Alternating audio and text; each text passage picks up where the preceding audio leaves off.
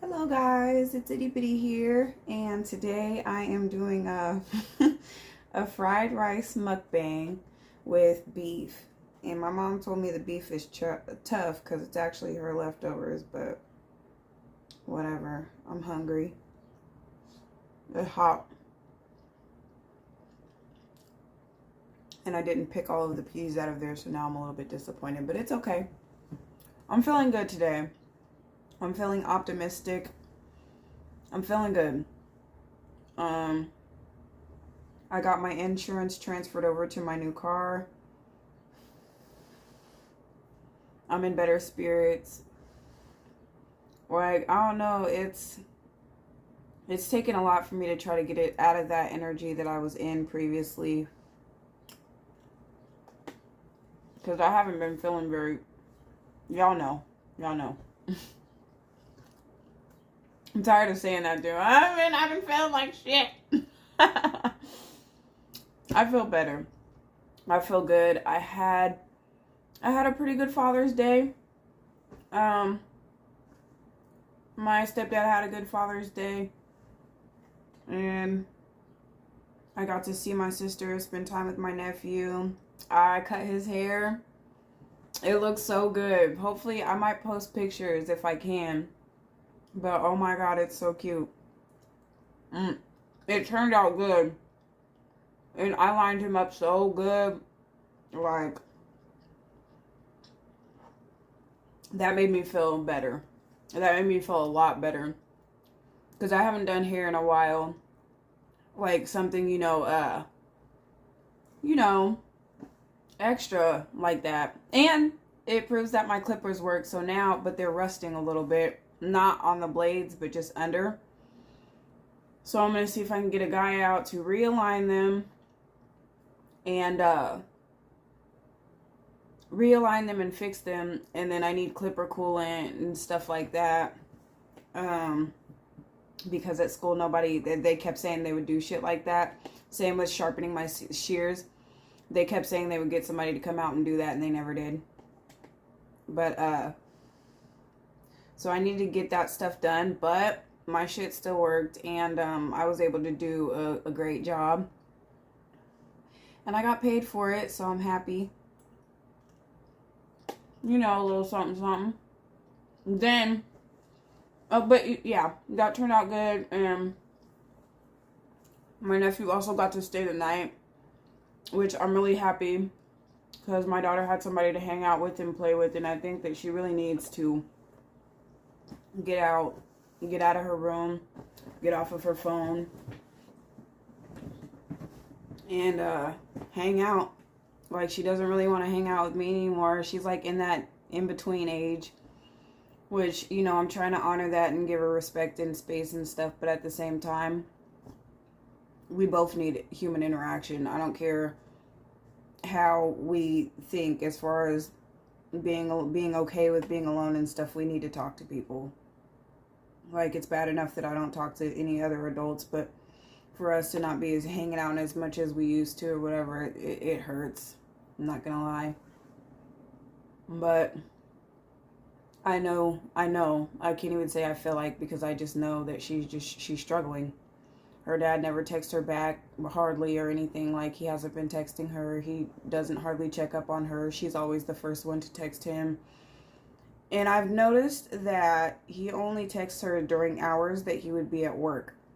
So I already know this because I've done a reading. That was what my first intuitive reading was about the whole situation concerning me, him, and the third party that he left and ultimately chose, because he could have had me back in February. But everything happens for a reason, and I thank God for what ultimately happened. Because now I just have an opportunity to step into my true power. So, and God wasn't having that anyway. He physically, literally came in and destroyed everything for a reason. So if I would have went back, I got in trouble. But yeah, I'm starting to think that he ain't allowed to do much, because he's supposed to be going on a trip with his sister, his son, and and my daughter. And I ain't heard shit back. It's almost the end of June. Nobody did. He only texts her during hours that he would normally have to be at work or something. Never in the evening or anything. Barely. I think he did finally text her one time during the evening when, after we had gotten into the car wreck, once I told him. And something tells me, like, he probably, like, left the room or left somewhere to do that. Like, I just have a feeling that this woman is incredibly... I know it. Because of tarot. She's incredibly toxic. She probably is very controlling. He's probably getting a taste of his own medicine. But I have a feeling he's not really allowed to talk to her. I just have a feeling. Which I feel like is trash. Like, I would never be like that. I was never like that.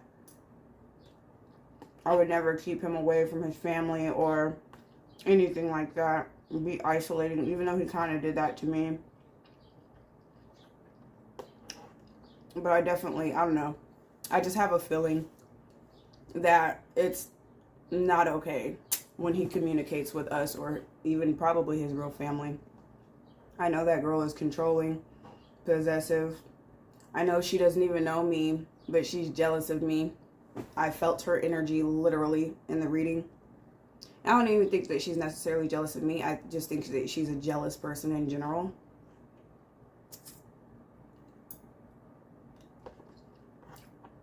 I know that she's also vindictive. And I wouldn't be surprised if they've already fought. But I can't even just blame her because he's toxic too. So he's probably in another karmic relationship. So that sucks for you, but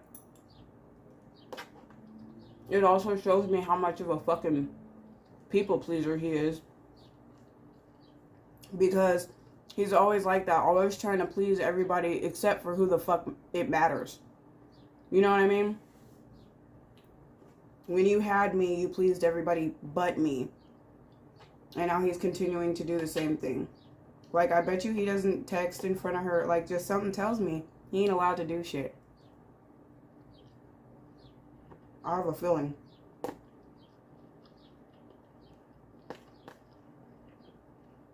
And I know what I know because of the reading I did. And the only reason why I asked the certain questions that I asked is because at the time it did concern me. Now it doesn't. But I just don't want my child to get hurt behind him, like running after supply, basically. But at the same time, I'm low-key just hoping that he just goes away so I can begin to help my daughter heal and realize that she doesn't need him or his approval and stuff, because I can tell. I can just tell that she's getting sad, and I don't want to talk about it too much because I don't want to get emotional. But I'm sure that's a reason why she's sad, is because they barely talk anymore. He keeps telling her he's going to see her, and he doesn't. Like, it just, you know, being a deadbeat. And I don't want to take it there, but honestly, he doesn't have any of his kids. It's just like he can't keep a family to fucking save his life. But, I don't know. I'm going to get off of that. Well, not really, because I actually have to talk about my dreams. Because I had gotten some more riveting dreams. His mom's been coming to me. She passed away like maybe 5 years ago, 6 years ago, maybe even 7, somewhere around then. And she's been coming to me in my dreams, but not only has she been coming to me in my dreams, but she's been talking, and that's never a good sign. Unless they're literally telling you that everything's okay and stuff like that. So, I don't know, maybe it was. Maybe it wasn't bad, but whenever she's here, I just feel like she just comes back to torment me. And, I pulled cards asking why she was here. I asked her if she wanted me to, or I asked if she wanted me to deliver messages to my sister-in-law or my ex, even though I was like, it'd be crazy, and they would think I was bad shit, or maybe even be offended, but I'll do it. But the answer was no. So she was trying to bring messages to me because I asked and it said yeah. Which she did. We were talking. So I'll talk about these. Excuse me. So the first dream, and I have to talk about this because this was the first part of my dream. I have a lot of nightmares about my mom because of this toxic stuff that we went through with me growing up and everything. Like, she's a good nightmare always consists of her hovering over me and being a terrible narcissistic person. In the dream, I was perceived it to be like back when me, my daughter, and my ex were staying at her house after everything fell through back at the old house. She was saying awful things about me, awful things about us as a family, awful things about my child. And she does things like that. She'll say, like, underhanded things about, like, for instance, yesterday she was talking about what a good job I did on my nephew's hair. And you remember why I called you LJ? Because you used to look like your dad, or you used to look like your, just complimenting, triangulation. Talking about, oh, you look like so-and-so to my nephew. And then she looks at me and she's like, and your daughter just the white girl with freckles. Just saying that loud and gross, and just to where my daughter could just being awful. I don't know what she it's bad. And I'm gonna start filming our encounters so you guys can see just how bad it is. But I was having a nightmare about that, and it turned into us. And this part is kind of, I feel like I've had this dream before. That switched off. I think because in that dream she turned into, like, she started really getting on me, and I always change my dream. I don't know how to say it. It's almost like I always change my dream when she gets to be too much. Like, when she gets to terrorizing me too much in my dream, I change it. So it changes to this Christmas winter festival or whatever that we're on our way to. And we were just sitting there, like, I guess in a line in a parking lot. Somebody's on my energy. I'm feeling drained. I'm feeling like I want to just stop this right now. I have no idea why. Weird. But anyway, we were on our way to this Christmas festival thing, and we were sitting basically in a parked car, but I was in the passenger side and nobody was in the driver's side. And there was two babies, like two kids. One was like kind of in my lap, and the other one was like standing outside of the car. And I didn't know, like, if they were supposed to be our kids or what. But all of a sudden my ex was like gone. And the two kids, like, they were like, being cute with each other and kissing and stuff. And I was like, oh, that's so cute. But then all of a sudden, like, they started like French kissing. And I was like, what the fuck? But it was weird. And then I looked back behind me, and there was a kid in a car seat who I think was his son, because I didn't perceive it to be Naima. And I don't even know where she was at that point. But all of a sudden I look over, and there's two people in the car, and one of them's a famous actor. He was, the only thing I remember him from is Degrassi Goes Hollywood. He was the director. The one that wasn't Jay in Silent Bob, the black-haired one. But anyway, but okay, this is where I have to tell you guys something, because in my reading, when I found out that my ex had cheated on me from Flo, when I got a reading from Flo, and she said a name Jess or Jessica is what she said. Now this keeps coming up. I have no idea why. I don't know who it is. The only person that I can think of when it comes to Jess is my ex's cousin, who, first of all, I've only met a few times, and they did go to prom together, but I don't know if they were kissing cousins or what. I don't know. But that name keeps coming up. So I look over, and there's just somebody, and I guess the actor might have been. So I perceived it to be that my ex and a blonde, I don't know, and his cousin is a blonde, but we're in the next car and somebody went ugh or something like that, or like I don't know, or I did it, I don't know, but it flashed back to me because all of a sudden I wasn't in the car anymore, and instead I was riding a bike to the Christmas pageant, and I guess I was supposed to be in the play. I was playing the Wicked Witch of the West. But I didn't know the script. I didn't know my script or anything. I was just like, I'm just going, and just gonna. And I've had a lot of dreams like this. Like I'm gonna go for it. I'm gonna perform. I don't know what I'm doing, but I'm gonna do it anyway. Which could be perceived as where I'm at right now in life, just going for it, literally taking a leap of faith. Which also is what my reading was about this morning. I had gotten the Tower in reverse, the Ace of Swords, the Fool, and then I clarified everything, and it was the Ace of Pentacles. That symbolizes new beginning, manifesting abundance, taking a leap of faith, avoiding, it could be trying to resist or avoid change or whatever when it comes to the Tower. But there's another thing, like, what was it? Basically, I'm causing the destructing, I'm changing things myself when it came to that Tower in reverse. But I got to this building where we were having the winter festival and I was going to be in the play and everything. And this is where the dream, I swear I've had this dream before. But his mom was sitting there and she had passed away, like I said. And she was sitting there with his sister. And she was like, oh my God, I'm proud of you.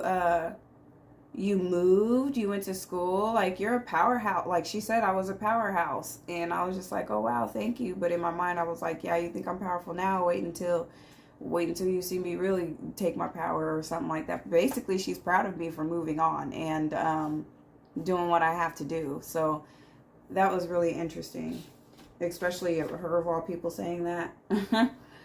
It was crazy. But so there was that, and that's kind of where the dream ends, and that's where it usually ends. And there was a Bengal cat in that dream, and there's some symbolism behind that. Maybe I'll come back and just make a separate video on what that means. I should have wrote it down, but I didn't. But it's basically like another thing, another symbol of letting go, being your true ultimate self, overcoming obstacles, things like that. And then the Someone You Loved song came up, but that was weird. But it's basically a love song, an ex breakup song, whatever you want to say. And then the words that came to me after that dream once I woke up were debts, which was like, it could be karmic debts, it could be, that's what I perceived it to be, or maybe some karmic debts are being released, and maybe that's why I've been going through what I've been going through. It's just all this stuff getting cleared up. And Christmas habits came up, which all of these Christmases, all of these winters have been terrible for me. Like, it's been a cyclic thing to where, because narcissists tend to ruin holidays, and all of my like, I don't even enjoy holidays anymore. If anything, I'm learning how to not be scared of them when they come up now, because of what I've been through literally every year for the last decade, and probably even before that. It's never a fun time for me. Never. But Christmas habits came up, which it lets me know, like, I'm ready to change that. Like, I'm ready.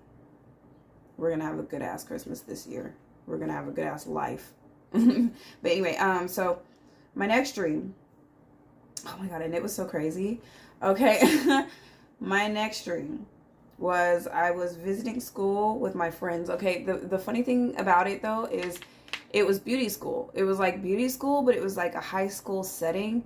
And instead of it being the people that I actually went to beauty school with, it was my fellow cheerleaders from high school. Like, my cheer captain was in it and everything. But I had already graduated, and I guess I had come back to visit or something.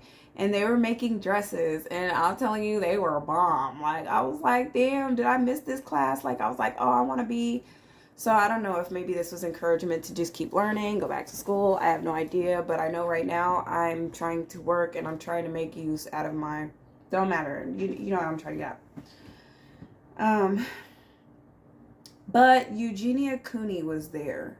And she's a YouTuber, if you don't know, who has a serious ED. Like, she has trouble eating. You know who she is. But I looked at her and it was almost like we had this knowing about, like, each other. It was weird because I don't consider myself somebody who has an ED. I feel like I eat well. I eat when I'm hungry. I don't when I don't. I don't overeat. Sometimes I eat when I'm stressed, or bored, but like I barely even do that. I mean, maybe I haven't been eating as much as I should, and it is harder for me to eat more.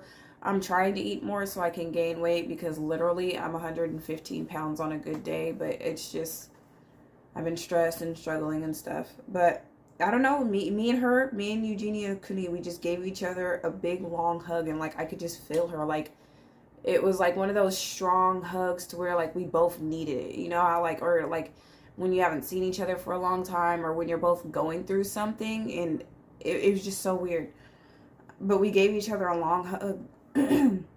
When she went away back to do whatever she was doing, because I guess she went to my school too. It was weird. And then it switched to me being back in my old house, back at the house that I told you guys about previously. The hell house is what I will start calling it. But instead of us being in the back master bedroom, we were in the small green. There was this small dark green room over there. We were staying in that room for some reason, and him and my daughter were trying to get ready for somewhere. He was taking her somewhere. I think he was taking her to his girlfriend's house. But like he was also going to work or something. It was weird. But I went to the fridge to pack them some lunches, and what I did, I just got out like 2 Salisbury steak TV dinners, and I think that derives from some shit I saw the other day. But anyway, I got 2 of those out and was getting ready and stuff. And that's when his mom came back to visit, or his mom came back basically, and she had just came from some type of celebration, some type of something, I don't know what, but she had a chocolate cake that had like blue letters on it. I don't know what it said, but it had like, it looked like dirt, like just a brown icing or whatever, but it had roses. Like, it had roses lined up just like this. And there was one rose that was kind of slightly forward, and they were like all different pastel colors, and the writing was like a pastel blue too. But they were all, lit up, and then they were all lined up except for this one. Like, it was a tad bit asymmetrical. And I was like I just remember that. But it was something, once again, going on with somebody named Jess. And she said something like, but she's always been pathetic, or she's always been like something. She didn't have something nice to say about her. Like, she had something negative to say about her. It's like, whoever this Jess person is, if it's not his cousin, maybe it's somebody he cheated on me with. I don't know who the fuck this Jess person is, but she keeps getting brought up. I don't even know what the bitch looks like, but she keeps getting brought up. I keep hearing that name. But she didn't have nothing really good to say about her either. But all I remember saying is like, oh, that couldn't be me. I just remember looking at that cake. And then it was weird. But I wrote this down though, and I wrote, there was a cake that had flowers growing out of the dirt. Could be how many people he hurt. One stood out. The name just keeps popping up. But that's what I thought that the roses were, or like how many people that he went through, because I'm telling you, like, I'm not his first ex, and I won't be his fucking last. Like, he's had a lot of, like, 2 other ones that I know of, but I really don't know this fucking man. But he's had long-term relationships before me, and they never worked out. And not only did they not work out, but they've ended in terrible ways. And knowing that he's a narcissist, a lot of things it's bad. But anyway, so while we were talking and everything, I think something that pissed me off or something like that. I can't remember, but he was sitting at the computer talking, saying something, and his mom was still sitting there on the couch, and I can't remember what he said, but I said, that's okay, because he doesn't love me, he loves blank, which is his new girlfriend. I said, he don't love me, he loves his new girlfriend. And he got mad because that meant I had to leave the house. Like, I had to move out because obviously we're not together anymore. There's no reason for me to be there. And I can't even remember what happened, but so I started getting ready and packing my stuff and getting ready to go and getting us ready. And he was getting mad and yelling at me for saying, you know, what I said or whatever. And fuck, I wish I remember what I said. I said something about why our relationship was the way it was or something, and he said, you could spin whatever narrative you want. Like, I don't know, it was weird. But all of a sudden, once again, a Bengal cat came out of the closet, because I was taking stuff out of the closet, and a Bengal cat came out of the closet, and I grabbed it, and I was thinking, you can't come with me, because it couldn't come with us. I was going to go back to my mom's house. She doesn't have animals or pets or anything. And that's why I had to get rid of the cat that I have now. Not get rid of him, but he had to go with him because she didn't want him in the house anymore, which I'm working on getting my own place also too, so I can have my cat back and my life back and just start fresh and really start my fool's journey. But that's when I woke up again, and the Bengal cat, like, it was in both dreams. Jess was in both dreams, and his mom was visiting me in both dreams. I know that this is another thing reassuring me that I have to let it go. And the Bengal cat, like, that also symbolizes heartbreak and letting things go. And the fact that it couldn't come with me, and I said, you can't come with me. You know, the anger and the resentment and all of those feelings can't come with me where I'm going. So I feel like it's an urge or a push for me to really try to release all of this baggage, basically, that I have, emotional baggage that I still have. So there was that. And then as I was writing all of this stuff down, that country song, write this down, take a little note. Na, na, na, na, na. But basically it was like it was another breakup song, like I love you is about the lady leaving, and I love you and I don't want you to go. So I was just like, oh wow. And like, of course, like once I was writing this stuff down, I got emotional and cried and stuff, especially with that Someone You Loved song. It's weird because it wasn't the song I was looking for. It was this song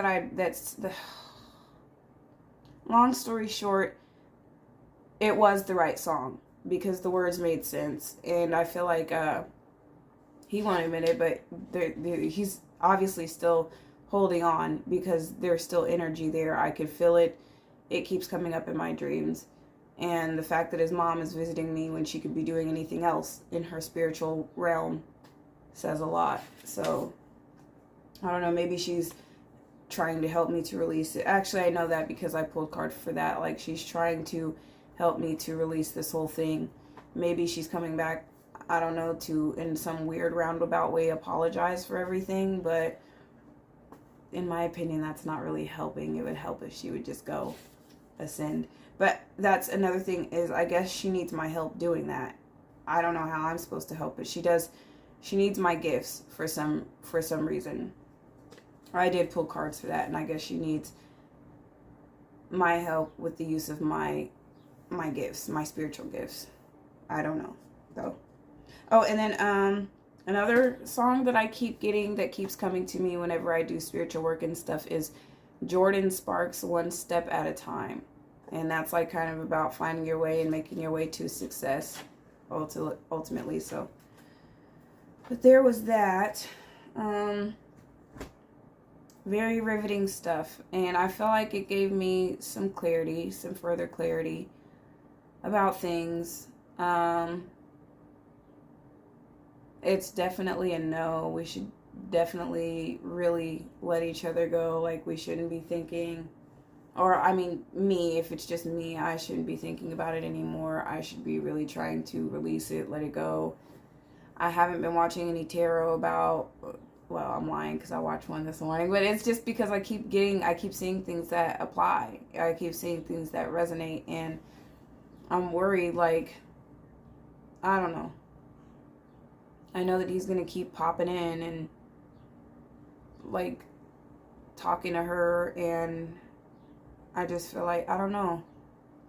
I don't want this all to affect her in a negative way. And it's not doing me any fucking favors. I don't know. But I'm trying to let all of it go. I didn't eat much rice because honestly, I had some rice before this. Like, I had a bowl of rice. That was my daughter's. Before I had this, I was just still hungry. And I'm trying to make sure that I'm more than 110 pounds so I can donate plasma. Because that's where I'm at right now. And maybe, because now that we're here right now, okay, my insurance premium went up, obviously. I have very little money to my name. I literally have just enough money to pay the bills that I need to pay and to keep my lovely T Discord. Bitch, I'm not losing that shit. I don't care what I gotta do. I better have at least $5 on my bank account on the first, because I'm not. Anyway, yeah, that's where my priorities are at. But I mean, besides that, I do got money to pay my bills, and then I have rollovers for a free month too. So I hope they applied this to that and not this month. And if they did, then I hope that, I don't know, but I'm sure it's gonna work out. But I've been thinking about asking my ex for money. If there's anything he's good for, it's for being resourceful in the financial department. So I'm thinking about that, but maybe that's a warning. Maybe she came to warn me to just, like, keep going and not to ask for money. You know, I'm trying to keep an open mind and stay optimistic. I believe in miracles. I feel good about my future. The cards keep saying my future is going to be good. You know, I don't feel bad, but like I said, I'm still in that area to where I don't know what to do. But now that I got my insurance transferred over and everything, I think I'm going to be okay. I'm going to try to get into this plasma place as soon as possible. Start from there. Once I have a decent tank of gas, all I have to do is go look for a job, and hopefully by next month everything will be okay. Plus, I do get some money coming in because I got another fixed income turned back on for me. So that's a nice little thing that will keep my head slightly above water as well. So I'm basically just being optimistic and continuing to go within, continuing to practice. I'm sorry for slouching. Practice my spiritual journey, doing mudras and just doing things like to keep me at peace. But that was basically it. I just wanted to tell you guys about my dreams and where I'm at right now, and trying to journal basically everything, like to let things out, to talk about stuff. And that's it, though. That's all I got. And I apologize for not looking into the lens. I forget. This whole thing is still weird to me. I feel like I don't have enough space as I do when it's vertical, but I understand the frustration when YouTubers, because it happens to me too when other people film vertically and it does the weird thing on your phone. So I'm trying to keep it nice looking and stuff. I'll get used to it eventually. Until then, bear with me, please. But like I said, if you stayed this long, thank you. I'm sorry for all of my videos being so long, but they're not as long as they could be, so I don't know. if you do stay and watch the whole thing, I appreciate it. And I'll be back on some other time to talk about some other shit. But I hope you guys have a good one. Thank you. See you later.